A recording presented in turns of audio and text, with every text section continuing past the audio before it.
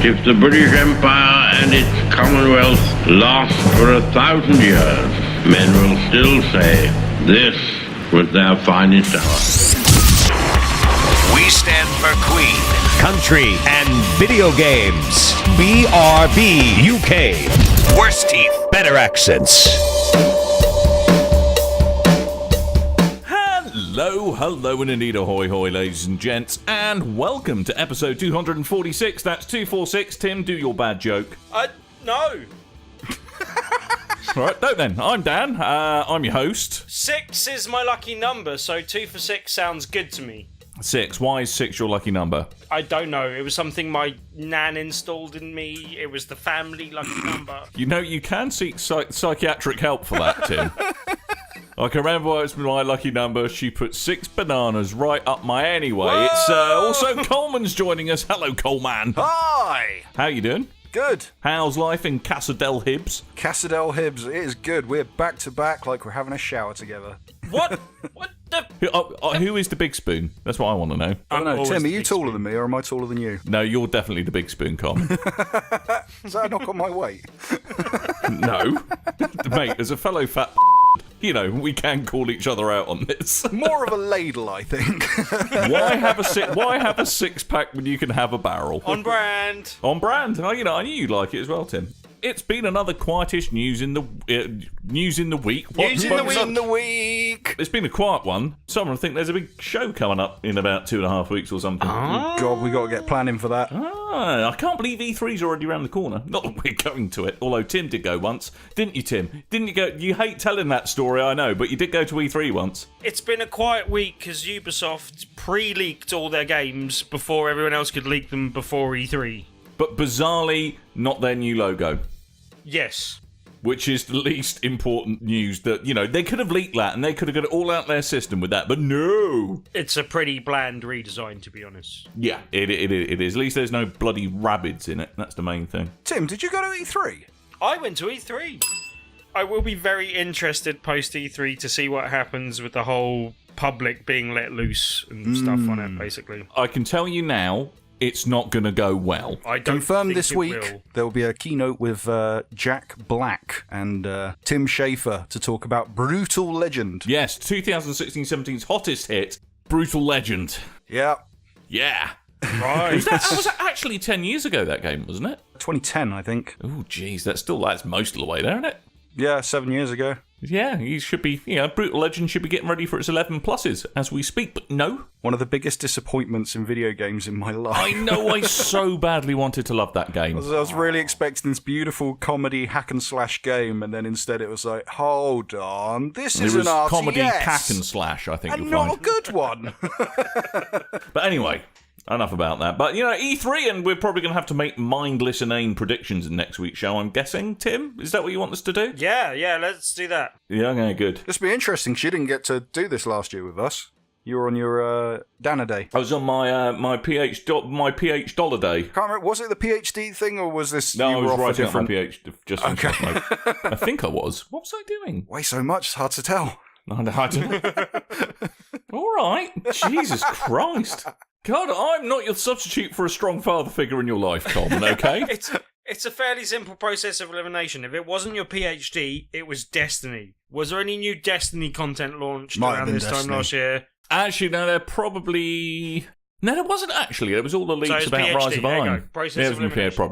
Probably, I don't know. Or I was looking for a job or something. I don't know. It was something. Real life, and it sucks. So, I'd like to know what predictions you would like us to make about E3, because we could do boring stuff like predict what games are going to be there, blah, blah, blah. I would like more fun predictions for us to make, and I'd like those questions from you, dear listeners. Here's what we did last year. We took all the shows, all the press shows, and went, okay, right. Here's all the shows, make a prediction for each show. I think we did 3, but I think we'll limit ourselves to just 1 because there's a lot of them this year. And then what we can do is get the listeners to also make those predictions of what EA's not part of it, but Microsoft and Sony and Nintendo and all those guys, what they're up to. Video games. Yeah, video games. I'd like to predict all the Ubisoft ones because that's going to be pretty easy this year. I know what I can predict for the Ubisoft one is going to be some toe-curlingly awful attempts at stand-up comedy. Well, they're trying to push Aisha Taylor a bit. Tyler? I never know which one. Taylor. Yeah. She's gonna. You can always tell she just feels that a little bit too uncomfortable up there. They're trying to just push the corn a little bit too. That sounded wrong. Anyway, push the corn. That's a prison term, my friend. Yep. Welcome to the show. Get your yard girlfriend and push the corn. Push the corn. All right, let's do news. Do the actual news. Hey, I believe I can fly. I believe I can touch the sky. This is a tenuous link to the next bit of news on the agenda. That kind of rhymed. Like, you really had to work on it. Yo, it's your boy. Oh, wait. Do that again. Yo, it's your boy. Nice. Yo, it is your chap. Square-Enix, they made a little press announcement today. Out with the IO, in with the people that can fly. Or People Can Fly is the actual name of the studio. Well, people can fly, just not very well. Yeah, so was it 2 weeks ago, IO Interactive was dropped, and then this week they've announced a partnership with People Can Fly. Yeah, the peddlers of the Hitman franchise. Yeah, so developers of Bulletstorm and Gears of War Judgment, or aka the Gears of War that people didn't like. The team in Warsaw, they're going to be doing something with Square-Enix. They haven't announced what they're working on together, but apparently People Can Fly are now trying to bolster out their staff as well. They're hiring a new AI programmer and a visual effects artist as well. Hey, but do you know why I'm optimistic about this, Coleman? Go on then. Because, right, I believe I can fly. But yeah, Lee Singleton, the head of Square-Enix's London studios, came out with this particularly non-generic statement that's not at all stating the obvious. Good. We're building a game we all want to play, which will be the perfect addition to our portfolio. Brilliant. Well done. That took you literally years to come up with that. Literally anyone from any game company could have said that at any point in time in their life. Unless it's Peter Molyneux, it said, we're building this perfect multi-sensory experience which is never going to release. And it isn't a game, but we'd like to play with the idea of what a game is. And, excuse me, I've got an appointment with shoving my head up my own arse. Imagine if people could actually fly. And after drinking fizzy-lifting drinks, ended up flying through a cylindrical room to the ceiling, which was in fact fitted with a giant fan to pop the fizzy-lifting drink bubbles, and thus putting a grandfather and grandson in such trouble of certain death until such time to remove until such time that they could push some corn. Peter, please, that stop. is Goddess. Please, Peter, stop now, please. So there we go. But this is a really weird one. Like, would you really bet on, like, as much as I love Bulletstorm and thought it was a great game, Dick Tits and all, like, that got kind of unfairly promoted for being a bit profane, but generally it was a really good game. Really, I thought it was a terribly well-spoken game. I would like to have seen Bulletstorm Chap Edition, where all of the stories, you cad! By Jove! Good shot with the chain in my buttocks before a shotgun to the face. You mongoloid mouth-breathing person who's his own uncle. But yeah, I mean, well, look, I really liked the game. I thought it was really, like, mechanically sound, and the actual development of the characters was interesting across the course of the story. Really good game, generally. Didn't pick up the recent remastering, but I kind of intend to at some point. But, when it goes down in price. Yeah, possibly. But would you really bet on People Can Fly above IO? I mean, I don't know what the price difference is between the two. Like, maybe they're going a bit more bargain basement sort of thing. I don't know. Not being too disparaging, but why would you drop IO Interactive with a kind of Hitman that did okay by all accounts and was critically well acclaimed, and then pick up someone else that doesn't seem to sell as well as those? It's a bit odd. Well, I think didn't Square-Enix, they bought Eidos, and with that ended up with IO Interactive, and over time have dropped IO Interactive. I believe in this case they've not picked up People Can Fly. It's more of a partnership. So meaning they can dump them by text in about 2.5 years' time and they complete the project. Pretty much. Anyway, I want to talk more on Square-Enix on other projects. Okay. Oh, do you now? Oh, let's talk about the Final Fantasy VII Remake. Oh, Right. my God. Is it all going tits up already? Oh, yeah. So, What do you mean already? It's been years. It did two E3s ago, in fact. Yeah. God, is it really 2 E3s ago? Do you remember the think so. E3 of Dreams that might not have been an actual thing because Sony came out and went Final Fantasy VII Remake, Shenmue 3, Shenmue. The Last Guardian actually coming out. All that Yeah, it was Fever Dream E3 edition. The year of vaporware. So I'm taking there's still no goddamn sign of Final Fantasy VII's remake. Yeah, so the remake, it was worked on by an external studio, CyberConnect 2, I think? I can't remember. Can you just say that studio name again, Coleman? CyberConnect 2? No, but in exactly the way you said it first of all. CyberConnect 2? There we go. It's like Shenmue. Carry on. Anyway, so... Yeah, so they've been working on it, and 2 years on, haven't been hitting their deadlines, so it's been Really? announced... I didn't notice. So it's been announced that the development of Final Fantasy VII Remake has now been taken internally, and they're going to be working on it from there to control everything, including quality and a stable schedule. Taking it internally, just like it happens when you push the corn. But it's still being released episodically, What? which is weird, because, Yeah. yeah. Hmm. What do you remember that they announced Final Fantasy VII Remake? All these fanboys went mental, myself included. But I didn't cry on camera or anything like other people did. Yeah, that was. Come on, get a grip. So cringy. Like Final Fantasy VII is one of my favorite games of all time, but I didn't feel the need to get on camera and cry to people. No, but Tim, I don't know if you're with me. Final Fantasy VI, I think, is the superior game. I've never played any other Final Fantasy for any length of time other than 7, and I've never played God, 6. I forgot you're that person.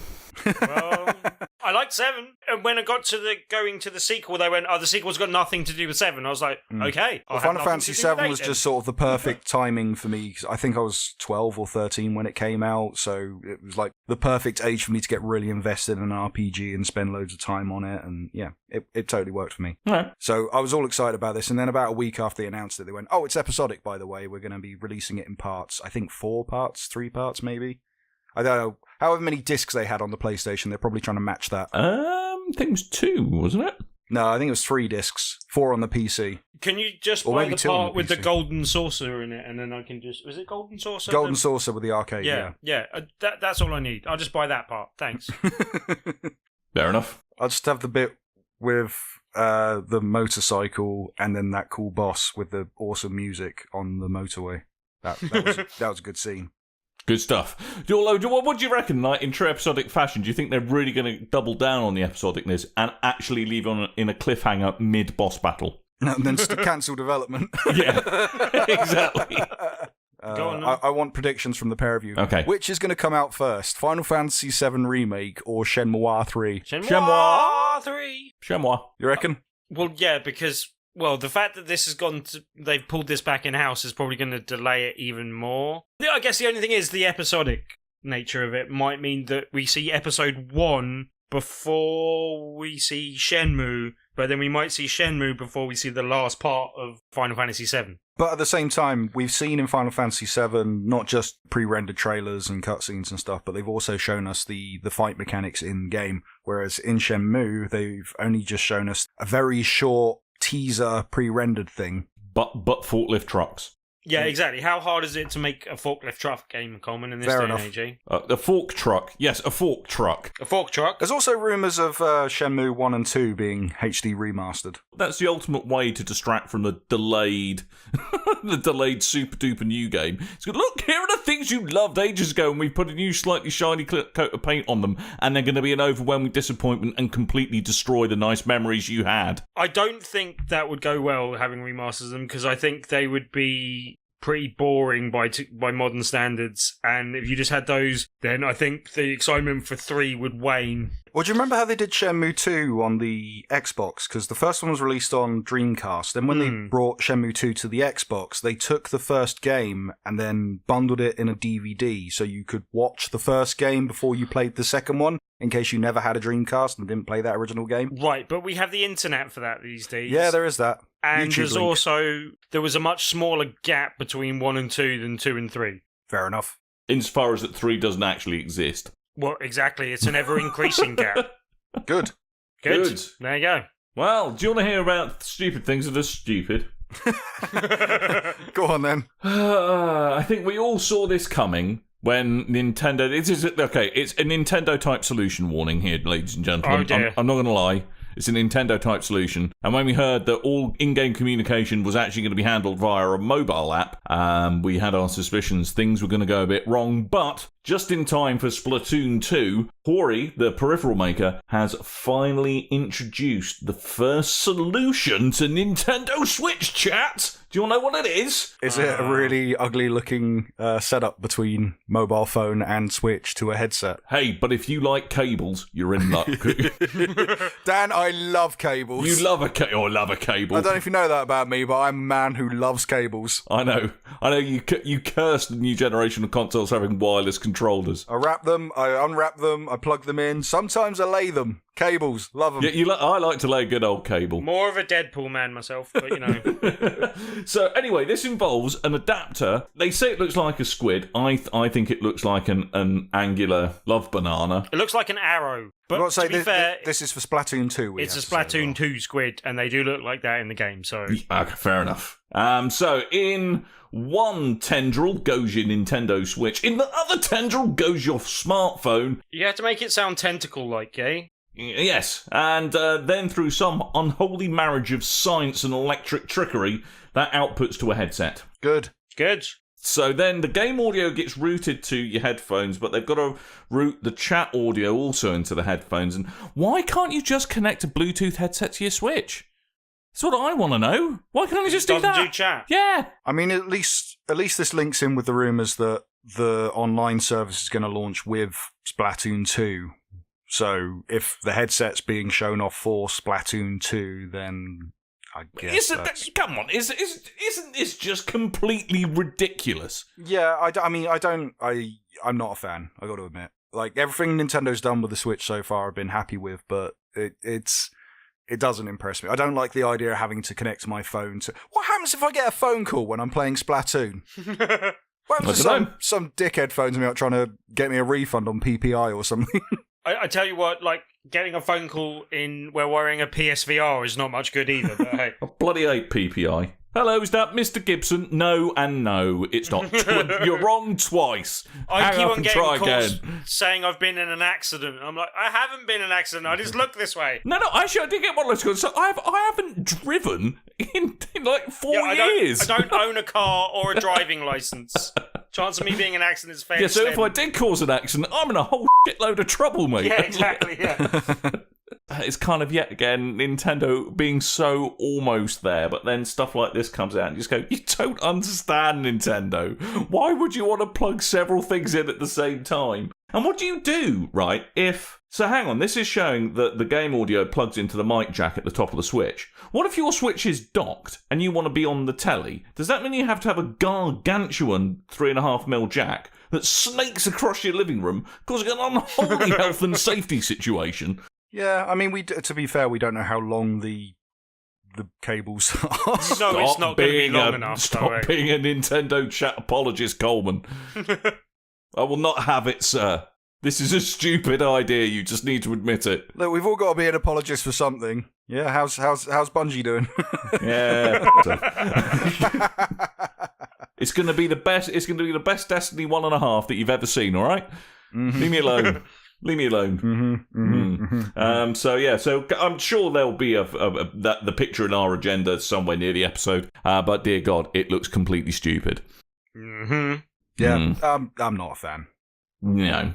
Although I don't see myself using chat on a Switch that often, just out of habit of never doing it on a Nintendo device. Yeah, anyway. but it's heavily needed for Splatoon 2. That's why I think that's the thing. I mean, like, you really do need a bit of coordination, even if it's just like coordinating over what weapons everyone's selecting at the beginning of the game and stuff. Basically. So, yeah, fair enough. I mean, I the only time I ever used chat on the first Splatoon was we cheat and use Skype.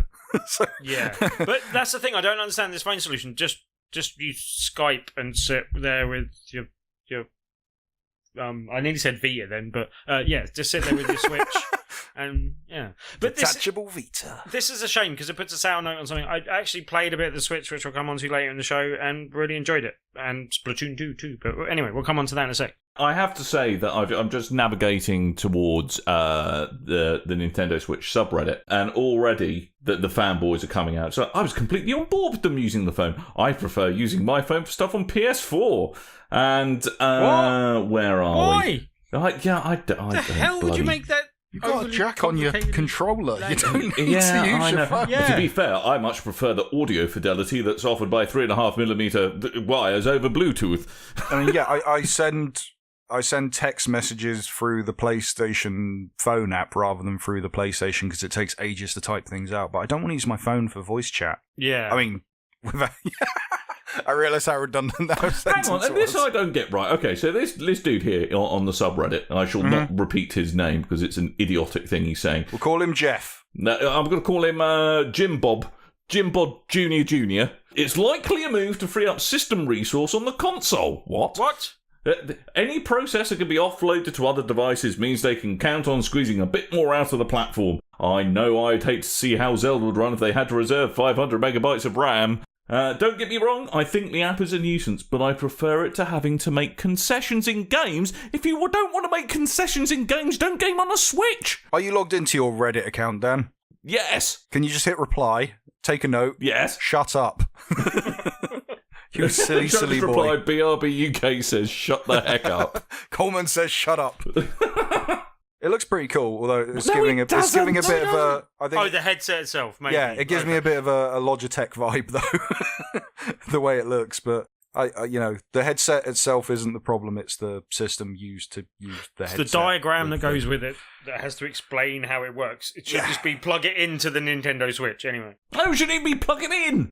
That's the idiocy of it. Well, no, it should need plugging in. I need to plug in a headset to my... No, you don't. You can use Bluetooth, Timothy. Bluetooth. Okay, yeah. I plug a mixer into my PS4. Yeah, but you're just the most incredible console party chat hipster known to man, Coleman. I am a massive audiophile. Amazingly, you can't get locked up for that. Also, I get to do cool things like plug in soundboards. Oh, no. God damn it. Where's your soundboard, Dan? Huh? Next story. Can you make a glass-breaking sound? I can. Yeah. Where's Stone Cold? Da-dun, da-dun, da-dun.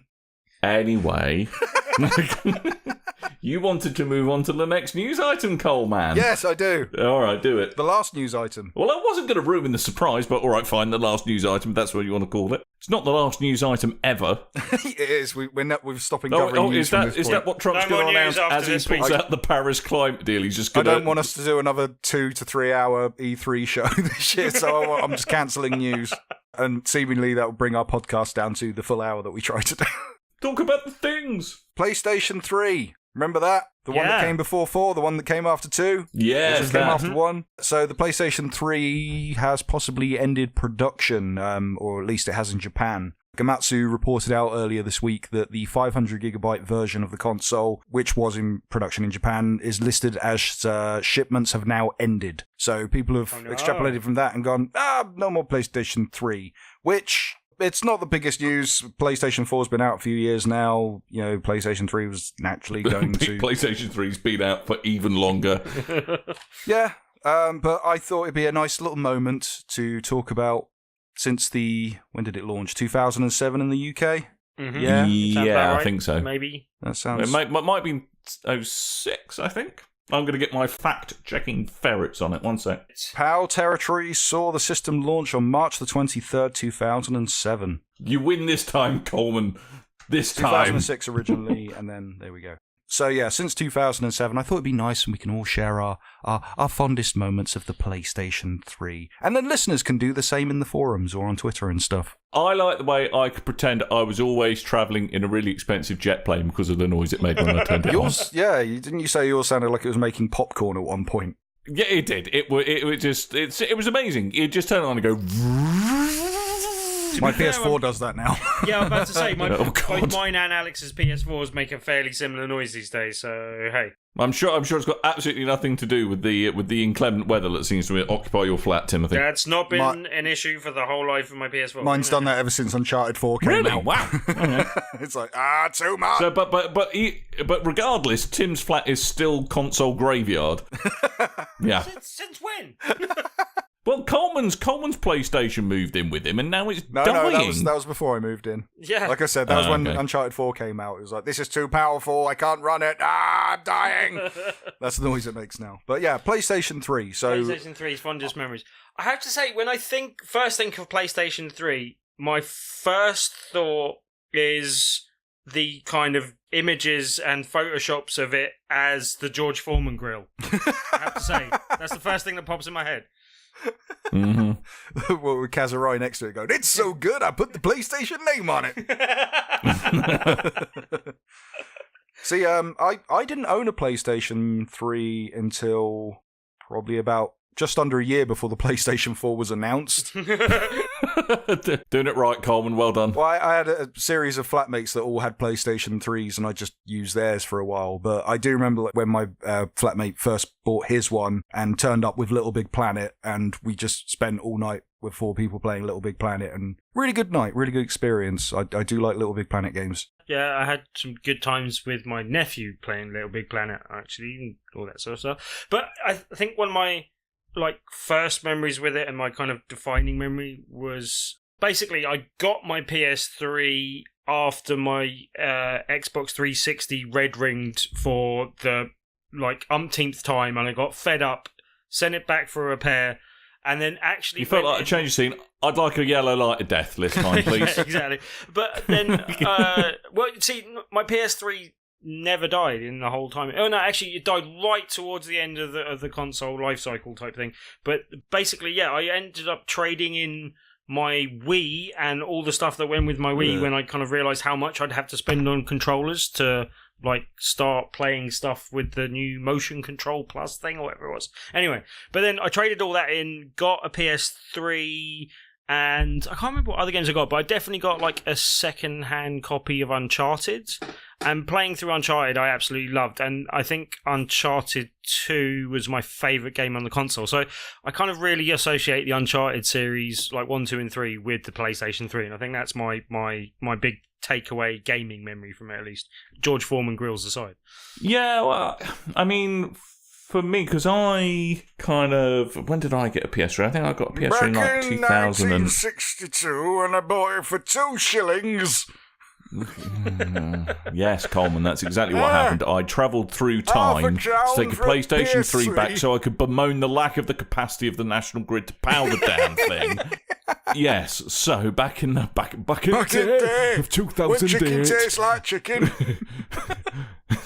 Chicken tastes like chicken and not like the horse it was actually made of. Yes, I got an original PS3 fat, and mine only lasted about 4 months before it died because of heat death, funnily enough. I was one of So you're calling my flat the death of consoles? Yours died much quicker than mine. Yes, but it wasn't in your flat, Tim. That's the And point that I was was the only making. console of mine that died. I just got images of you. Hey, Tim, check out my new PS3. Take it around his flat, and he's like, Kalima! But I don't know, I kind of, because I was quite heavily in the Xbox camp for most of that generation, as listeners to the podcast like to remind me repeatedly, and of course that completely devoids me of having a valid opinion, as we all know. But it was I can remember the first thing I felt was the frustration that I couldn't remap shoot from the shoulder buttons to the trigger buttons. That really used to got my blimmin' nanny goat, Coleman, is what it did. Where'd it get it? Yeah, but then I also remember playing Uncharted and actually thinking, wow, if Sony hadn't made this thing so difficult to program in an effective way, the stuff that the PlayStation 3 could kick out was a country mile ahead of what the 360 could do. Yeah, because I remember playing Uncharted 2 and being really impressed by it, because I couldn't find a copy of 1 anywhere, so I'd picked up 2 on the cheap because the whole hacking thing happened. So people were just trading in the games and shops were selling them on the cheap. But I picked up Uncharted 2 and went, this is really cool. And then afterwards, when Uncharted 3 came out, I got my first HD TV and went, oh my God, this is amazing. Like the whole thing with the ship. It's, Yeah. No, I mean, there was loads of... I think the PlayStation 3 had more groundbreaking stuff than it's probably given credit for looking back now. I mean, because I think it's never going to quite shake off the fact that it was Sony came into that generation and was a victim of its own hubris to some extent with the pricing of the console. I mean, it was very expensive. Didn't they famously say it doesn't matter how expensive it is, you'll get a second job, you'll want it that much? Yeah, and that was not good. Which is great. Funnily enough, I think the same PR firm are working for the Tories in this election. But to be fair, if it hadn't... the PS3 did catch up within the life cycle of the two consoles, mainly because I think the Xbox 360 had so many problems with red rings. But then, I think we got a PS4 that was so good and was good because of the problems that PS3 had at launch, no? Well, in the same way that I can guarantee the Scorpio is going to be quite incredible because the Xbox One is Microsoft's PS3. In many ways. You know, it was a truly groundbreaking console. I mean, it was, you know, it had a lot of really cool cutting-edge tech in it, perhaps ahead of its time in some ways. Remember how mind-blowingly realistic Heavy Rain looked? Yeah, but that's the same with all games. You know, I can remember playing games on the Atari 2600 and like in a moment of I don't know if I've become video games' Greg Wallace, but it's like it can't get better than this. You kind of think that every generation, though, yeah. Greg Wallace sounds like John Motson. It always does, and I can remember a couple of times thinking, surely games can't get looking any better. And then I remember thinking that looking at Turrican. So yeah, Monkey Island 2. Now that's a game. Now Turrican's a great game. Why doesn't Turrican make a comeback? I'd be quite happy with that making a comeback in a first-person shooter type game. Okay, so listeners, we want your PlayStation 3 memories and your Turrican memories in the forums, please. Oh no, you know they actually released a new Amiga recently. What? Seriously, they've released a new Amiga. It costs about £3,000 and has an entirely proprietary operating system that can't really work with anything else. But you can buy an Amiga. Brilliant. Right. I'm going to look further into this. New Amiga. There we go. That's the news that all the listeners have been waiting for. Yeah, but one other game franchise that didn't come up in conversation, but I remember especially the earlier kind of versions, really liking Resistance on the PlayStation 3 as well, and that's another franchise that seems to have disappeared these days as well, no? Yeah. Resistance, Fall of Man. Yeah. Yeah, then we fell down again. Why did we fall down, Master Wayne? Because we shuffled out too many of these poorly made shooters. Oh dear. Wait, why is Alfred talking to himself? I don't know. That is our retrospective of the PS3. Well done. And now, finally, people can afford it in Brazil. God, yeah, I forgot about that. PS3 is like £800 in Brazil. Yes, it's still quite ridiculous. Anyway, Coleman, yep, that's the news. The news is now old, and we need to talk about what we done played. Now, bear in mind, Tim has sneakily put in a list of about 4 million things here.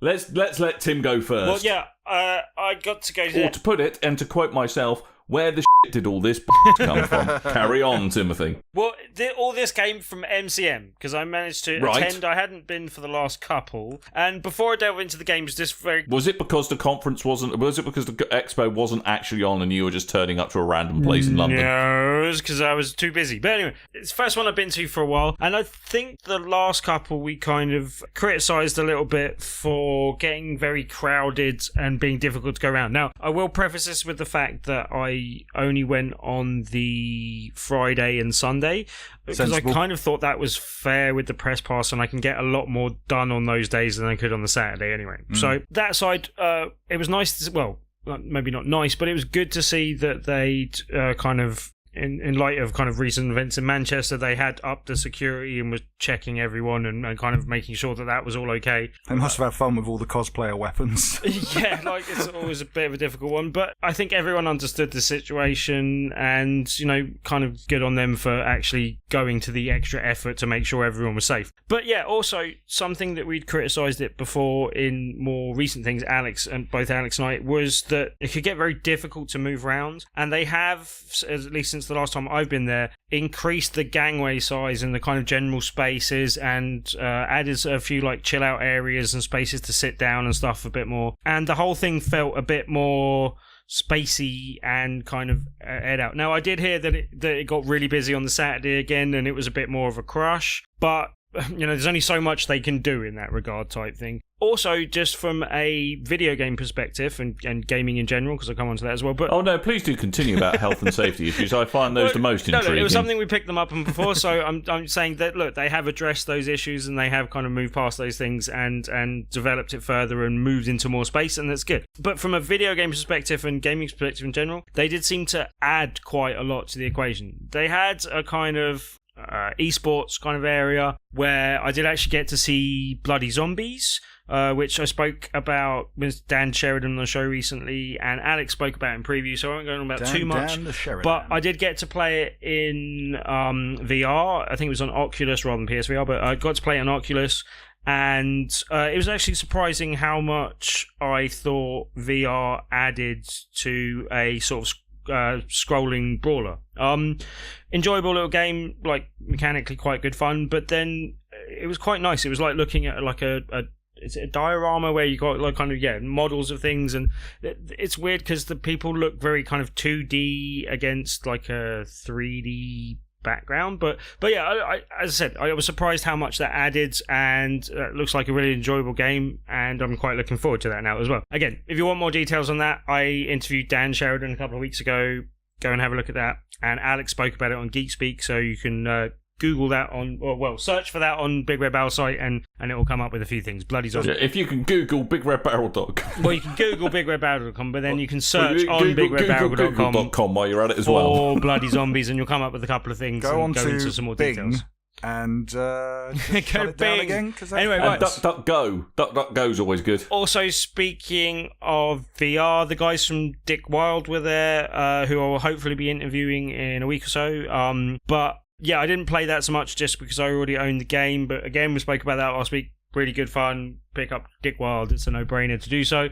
But in terms of new things I got to play on PSVR, I also got to play Star Trek Bridge Crew, which just came out. Came out today. Oh, now that I want to play. Yeah, now that, seriously, I'm not buying it yet just because I'm away for this weekend again, but I'm going to be buying it next week. You have to come around and play it. It's got cross-play across all platforms, which is quite nice. Oh, cool. I heard about this and I didn't know if it was true or not. Oh, yeah, no.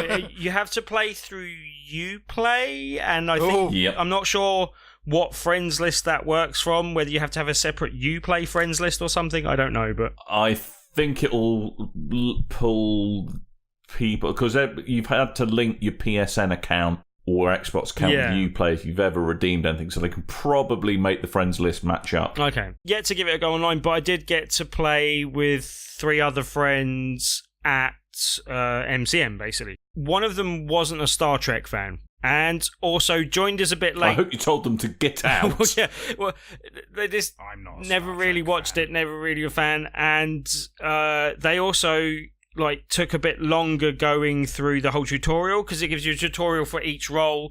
Basically, you have one person playing as the captain, and then you have one person playing tactical, kind of in control of the weapons, one person as engineering, and one person as a helmsman. Each person gets a different tutorial, and you kind of, obviously you can go through all the tutorials if you're just playing it by yourself, and you can also play as the captain, but then take control of any of the other stations if you're just playing as single player. It's much more fun in 4-player, but my friend who wasn't a fan also took longer going through the tutorials because he was less familiar with the Star Trek universe in general, and then also missed out on one of the things that I thought was the most fun, which was just messing around and waving each other while we were waiting for him, basically. But then, once you get into the game, I was taking on the role of the captain. I used the red alert button a bit too much, Oh, well, there's a surprise. 1, because it was fun, and 2, because it was on brand for us as well, so, hey. But, generally, the captain gets information and more detailed information about the kind of missions that you need to go on, and then you kind of need to disseminate that information to the rest of your crewmates and get them to do the appropriate thing. So it's kind of tasking you with move close enough to scan that ship, avoiding these mines on the way or destroying these mines on the way, and then rescue the people on the ship and then get the hell out of there. And it's I don't know how much variety there is in the missions, but I think you can play like stuff that they've kind of given a bit more story to, but you can also just randomly play missions that you pick up and go to, sort of thing. So I think it looks like it's got a reasonable amount of legs. You can also play in the... I can't remember what ship it was exactly, but I'm going to guess it's the Enterprise. Yeah, I think it's... Yeah, I think it... I'm guessing. No, it wasn't.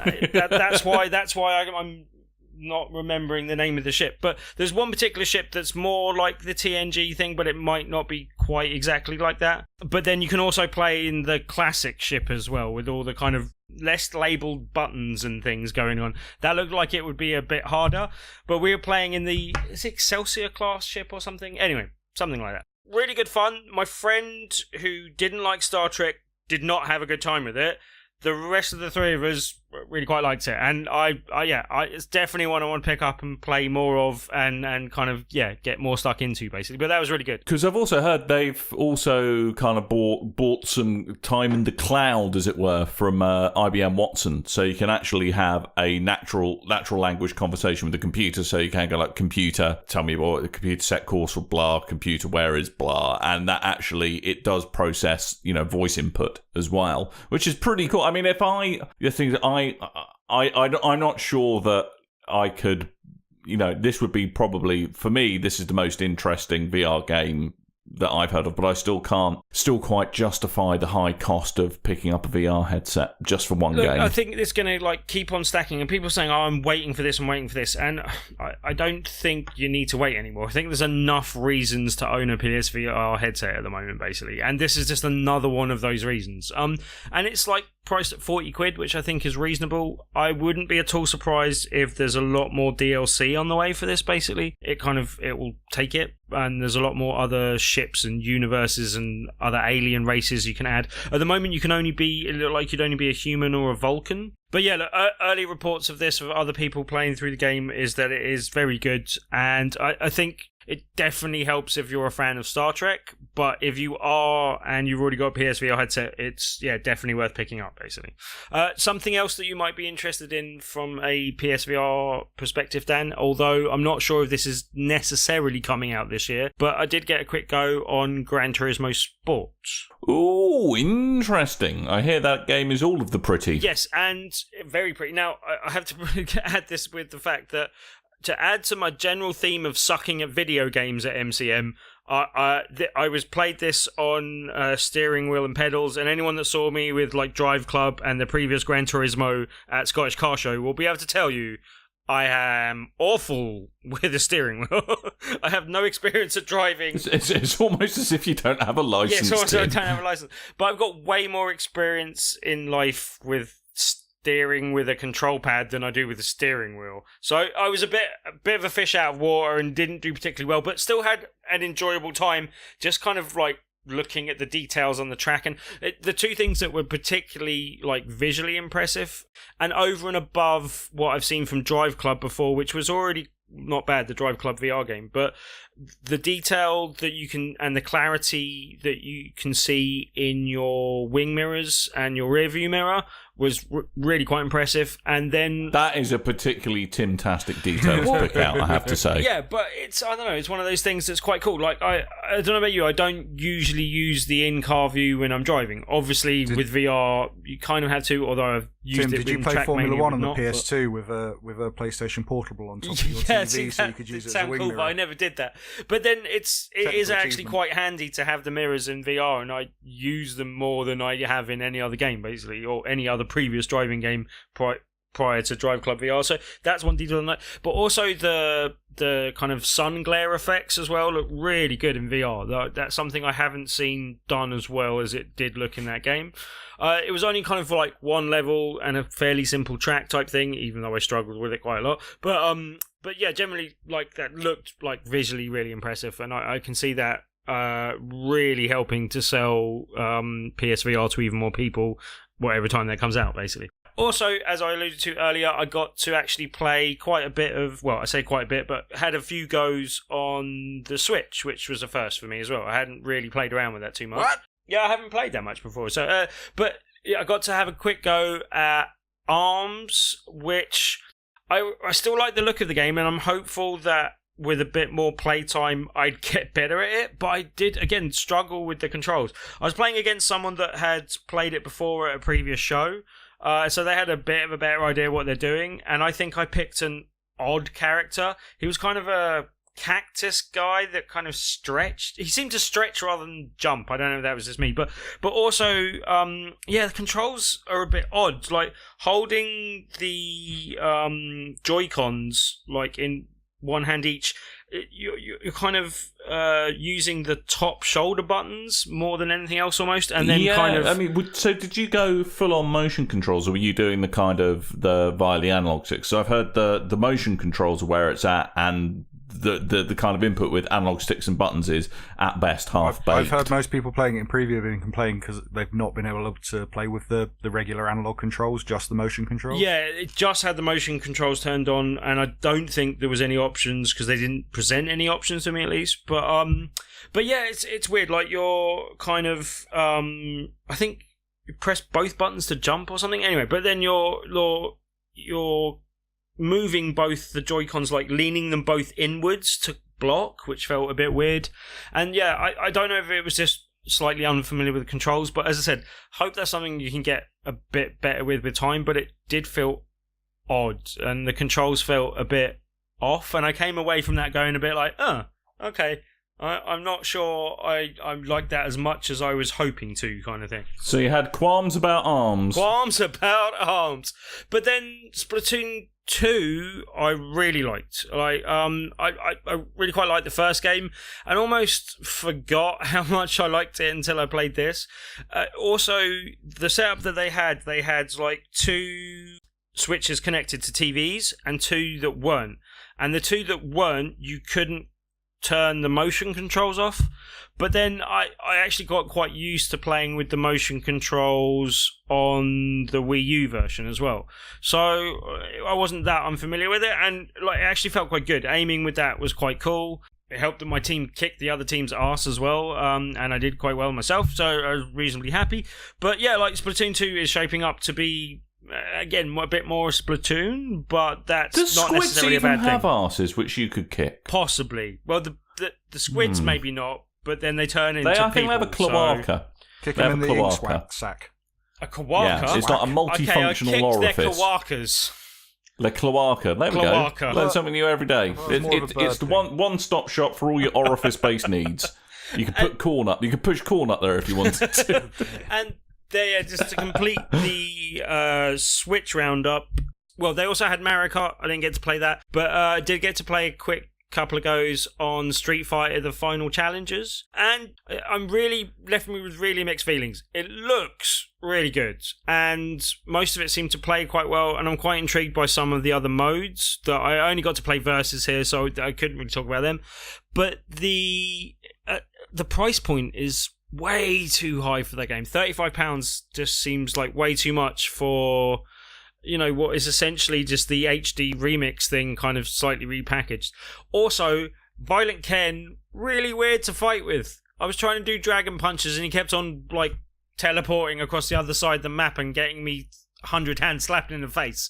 Because he's violent, he's unhinged. Yeah, but yeah, I guess he just, you know, plays a bit differently. You have to get used to him. He seemed to like play a bit more Akuma-like, which I'm not necessarily happy about. Anyway, but yeah, like I'm interested in the game, but not at that price point generally. But yeah, but see that one thing that I kind of got to talk about just going into those two things is it was nice to see a good presence from Nintendo, who are often MCM, but have been a bit underwhelming with their kind of software recently, and that was a bit more of an exciting lineup, at least things that weren't out already and stuff like that. And also it was nice to see PlayStation having a big presence there with the 2 games I mentioned and Farpoint and Batman being shown off, which was quite good as well.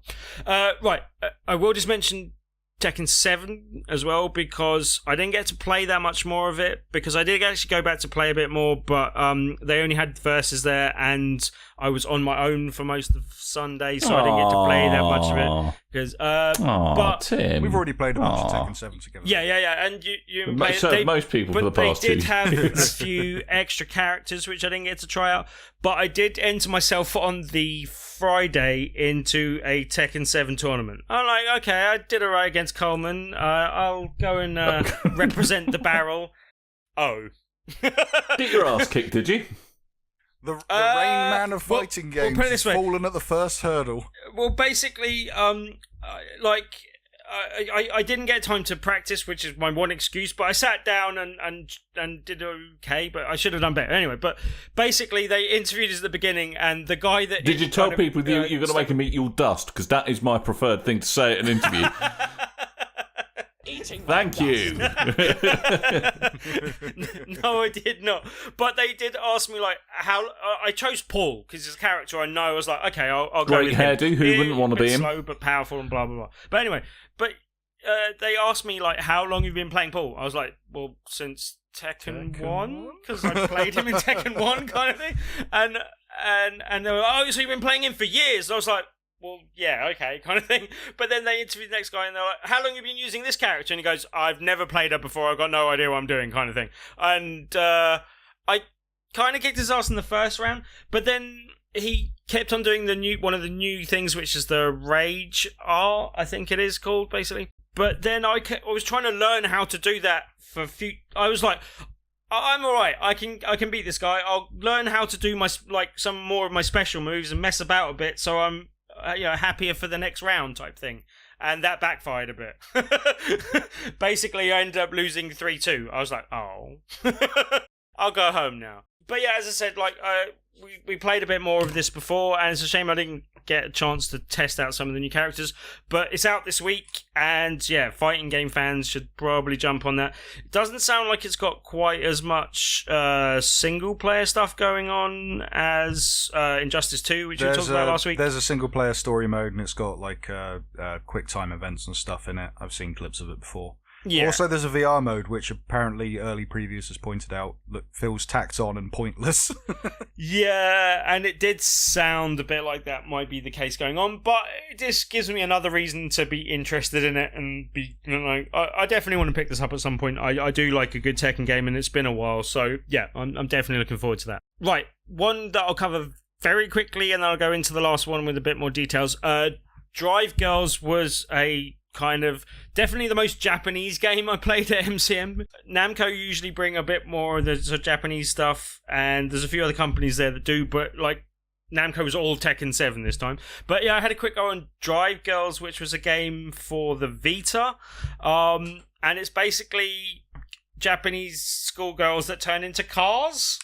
Awesome. I'm in. Right. Sold. No real explanation, but you probably don't need much explanation there. It's a kind of hack and slash when you're in human robot form thing. This sounds like an MCM Comic Con game, because the last time I went, you seem to have gone to the best one, because the biggest game I've ever played at a MCM Comic Con was Evolve. Since then, everything they've ever had is anime, tits out, schoolgirl, Japanese game. And there is a lot of that, and there was a bit of that, and this, as I said, was the most Japanese game I played. But I was really pleased to see how much they really expanded their gaming section. As I said, they had a completely separate bit, which I haven't spoken about, which was the more esports stuff with their whole esports stage. And they were doing a lot of stuff with that throughout the weekend. Yeah, and Drive Girls looks silly and fun, and if you're into your Japanese type games, then definitely pick that up. They also had a rhythm game, which I think you'll quite like, Coleman, so we might get you to review that going forward. Well, you like your rhythm things. It's either him or Diarmid, basically. I like Buster Groove, and is that about it? Every time that some kind of rhythm game comes out, Tim goes, "Oh, you'll like this as a rhythm." Oh, you like this. It's a bit like how you said to your grandma once, "Oh, I quite like badgers," and then for the rest of existence, you just get nothing but badger presents from her. My nan got me the Right Said Fred album. Oh God, really, Coleman? My first album. Oh wow! It's a banging album, though. I did like the album. I have to say. I must say, all I knew, I didn't even know there was an album. I knew there was singles, from that something about shirts that you're too sexy for. Love lets itself for Caesar fashion. For shame. Yeah. We'll come back to a few of those games in the future, and I think there's one that you'll like, Coleman. We'll come back to that. But yeah, there's one I do want to have a drill into a little bit further because it's something that it sort of disappeared off my radar and is firmly back on it. Like, really, really enjoyed it. And that's Agents of Mayhem. Yeah, no, look, I'd be making the exact same noises of you if I hadn't played it the previous weekend. Really? Because it really looks like it's trying a bit too hard. Have you seen the latest advert with the trailer with the Knight Rider music? No, it's narrated by David Hasselhoff. No. That got me excited for the game. All right, my opinion might have just changed. As I said, definitely worth putting back on your radar. Like, I'd kind of gone a bit cold on it because I hadn't heard so many details of it recently, but then also I've got very tired of the whole open world format, and I'm staying away from that a little bit more than possibly some games warrant. But yeah, as I said, this is definitely back on my radar. I haven't played it. I didn't realise it's actually still set in the or at least loosely set in the Saints Row universe, basically. That said, it's still more of a departure from Saints Row than I was expecting. Like, it is very silly, and that kind of... And it probably plays a bit more into the last Saints Row, which I didn't play that much of, but with the whole superhero element going on. But I wasn't expecting the kind of level of... And what's the right... kind of character maneuverability and stuff. Like, basically, you can... With each character, you can do a triple jump. You can jump, and jump again. And the last jump... So that's what conventionally is referred to as a triple jump, I understand. You can jump once, and then a second time, and then a third time. They call it the triple jump. Okay, but then you can also, dash in midair with a lot of the characters. And then if you, even after, or partway through doing that, if you hit a ledge and then start jumping again, you can start jumping again. So it's got, quite a lot of quick verticality to it, and it's also got now I didn't realise when they first announced it, I literally thought there was just, and up to now I thought there were just 3 characters, but there's 3 characters you can switch between, but there's at least at launch there's 12 different characters that you can unlock that you can then have in one of those 3 slots, basically. And can't you play as the good guys or the bad guys? No, not as far as I understand it. There are some possibly more kind of, shady grey scales of good kind of thing, but you're definitely fighting against super bad kind of villain type characters. And it seems that I think they said there were 7 different villains throughout the game, and you'll kind of battle them in boss battles possibly a few times. But yeah, it's difficult to describe, but basically, everyone's got a special move and then a kind of ultra move beyond that as well, kind of thing. And various different ones. There's a guy that was using, first of all, something red. I can't remember his name, but anyway. But he has got a shotgun that switches between... Well, a gun that switches between a shotgun and an assault rifle on the fly type thing. But then... solely shotgun. Solely shotgun. But that just seemed to play quite well. But then he also has a power where he'll damage himself a little bit and make himself weak, but then kind of send a shockwave of damage around him. And then he's got a special on top of that where he'll start punching himself in the face and psych himself up and then do loads of damage to everyone around him and stuff. What a lovely, well-adjusted chap. Yeah. And each character had a very different weapon and played kind of differently. And I played through put it this way. I played it on the Friday and then I went back on the Sunday and played with the other character I hadn't got a chance to play with and cranked the difficulty up just to see how much is different, and yeah, really enjoyed it. And you kind of have to be careful some of the characters that you're picking because particularly in the boss battles, certain bosses will have a shield that you have to penetrate, and certain characters will have an attack that will be much better at doing that. So you might have to be a bit careful what kind of combination of characters you take. but you can quite easily like switch between characters, use one of their special moves, switch back to another character, use their like special or ultra type move, and then kind of keep switching between them. And yeah, it just led to like chaos in a good way type thing. And you've got like vehicles, and there's various different vehicles you can unlock, and they seem like they might be upgradable as well. I'm not certain about that, but yeah, like I wasn't expecting to have as much fun with it as I did. And as I said, like from a game that had disappeared off my radar, it's firmly back on it. So yeah, really enjoyable. Because it's coming out beginning of August, or it's scheduled to at the moment. Anyway, Yeah. I've become very wary about actually commenting on real release dates of games because they always seem to slip. But yeah, no, I think it's kind of they're kind of positioning it as a summer blockbuster, which is summer's never really the time for big video game releases. But silly and fun, and yeah, as I said, definitely back in my radar now that I got to play a bit of it. So yeah, that was good. Splendid. I was going to talk about stuff I'd done play, but we've run out of time. What about you, Coleman? I got breaking news. Yes. Okay. Was that just an excuse to use the bloody soundboard? Partly. Right. Yeah. No Aisha Tyler at E3 this year. What? What? Yep. Oh my god, it's like she almost heard me mocking her abilities to present a show. Lady Wood is dead. Right, just as long as it's not Mr. Caffeine. Weirdly, I don't know where this is going, but like the reports say that Aisha Tyler's been replaced by a wall of beads. So yeah, A wall of beads? a wall of bees. No beads. Bees? That'd be awesome. Yves Gilmore comes out and he's like, "This year we have got bees. Bees! Lock the doors. Don't let them out. You're little licking other details of my games. You're expecting Just Dance people again? No, bees. Bees everywhere. Now you your can eyes, dance. in your face.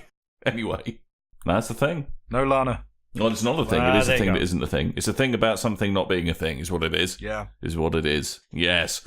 Anyway, Tim, you'll be on the tabletop on Tuesday, won't you? So what are you doing on the tabletop on Tuesday? This week we have an extra fun game called Mysterium. Yeah, it's a really good game, kind of about. Oh, It's Mysterium Girl. No Mysterium Girl. No. Peter But Andre's yeah. on a yogurt advert. I'm really glad Tim isn't. It may have been a better one to say for Halloween, but it's too good a game to keep down till then. So yeah, like it's gonna be a really good one. Come along and play that. That should be really good fun. Also, just so you know, it will be UK Games Expo this weekend, and myself and Alex will be there. So if you are there, say hello via Twitter or something at BRB Tim for me. And yeah, it will come and say hello, play some games. Or you could use at BigRedBarel because you'd probably find some that way Could too. do Yes. that too. Stay on brand, goddammit. On brand. Mr. On brand. To be fair, Girl, my name's on your brand. Body close to mine.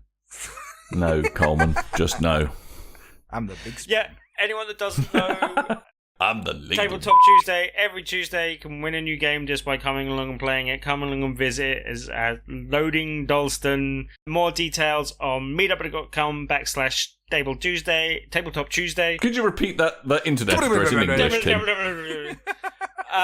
Or just go along to Big Red Or Barrel you and could check not. the top That's left-hand also corner. an option. Well, that'll do. Also, they're on the Facebook page, facebook.com/BigRedBarrel. They're in the event section. I usually update those as well. Splendid.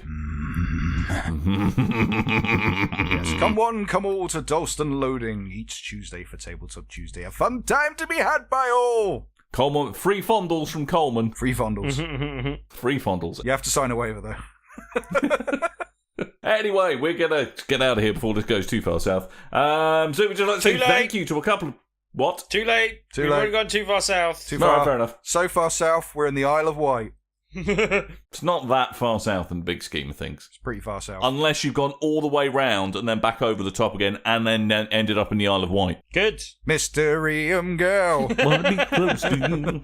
Anyway, we better say thank you to some people, so we will do that. From the forums, I would like to say thank you to War Machine and Stealthy Joe. I'm just a war machine. Feeding my fantasy. Teaming Anyway. up with Iron Man and the Avengers. Right, I'm just going to continue speaking since Commons distracted. And from the Twitters, we would like to say thank you to Spencer H., Richard Kirk, Will Driver, and Mark Fawcett.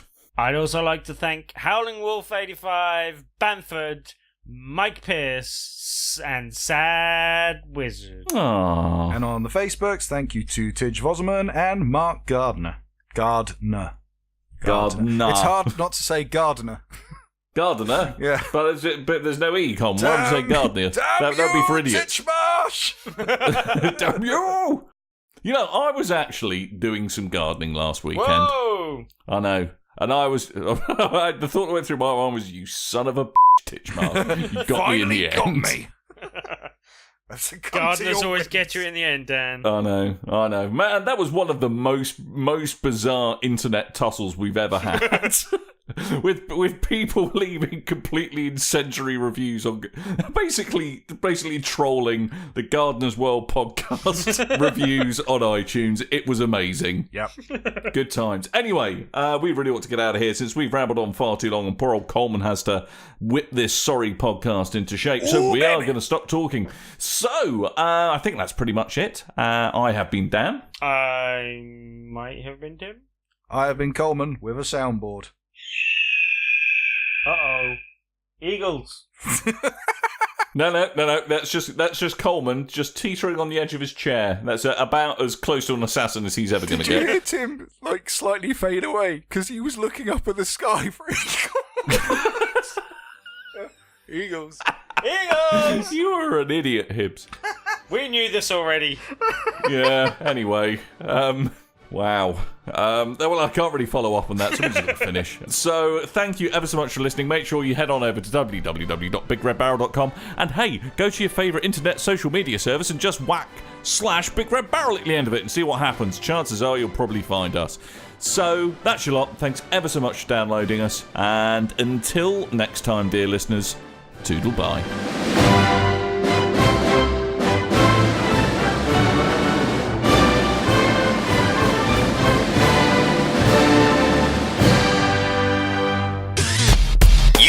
And your ears are quite welcome for the podcasting goodness that you just heard.